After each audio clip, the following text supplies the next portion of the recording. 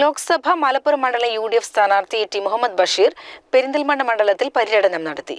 മേലാറ്റൂരിൽ നിന്ന് ആരംഭിച്ച പര്യടനത്തിൽ road show, convention എന്നിവയും നടന്നു. നമുക്ക് ഈ തെരഞ്ഞെടുപ്പിൽ ബഷീർക്ക് വലിയ ഭൂരിപക്ഷത്തോടുകൂടി വിജയിപ്പിച്ച് ഇന്ത്യയുടെ പാർലമെന്റിൽ വീണ്ടും അഭിമാനപൂർവ്വം എത്തിക്കണം.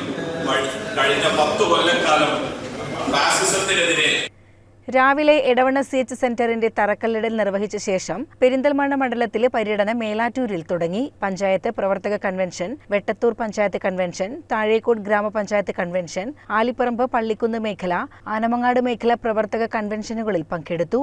Melattur Darul Hikam complex, Anwar Jamia junior Arabi college, വെട്ടത്തൂരിലെ ആകാശപ്പറവകൾ, Theyyottuchira Kammusufi Islamic complex, Karinkallathani saint Mary's ആശുപത്രി എന്നിവിടങ്ങളിൽ സന്ദർശിച്ചു. കമ്മുസൂഫി മഖാമിൽ സിയാറത്ത് നടത്തി. വൈകിട്ട് പുലാമന്തോൾ ടൗണിൽ നിന്ന് വാഹനങ്ങളുടെ അകമ്പടിയോടെ നടത്തിയ റോഡ് ഷോ പെരിന്തൽമണ്ണ ടൗണിൽ സമാപിച്ചു. പെരിന്തൽമണ്ണ അലങ്കാർ ഓഡിറ്റോറിയത്തിൽ നിയോജകമണ്ഡലം UDF കൺവെൻഷനിൽ പങ്കെടുത്ത് പര്യടനം അവസാനിപ്പിച്ചു.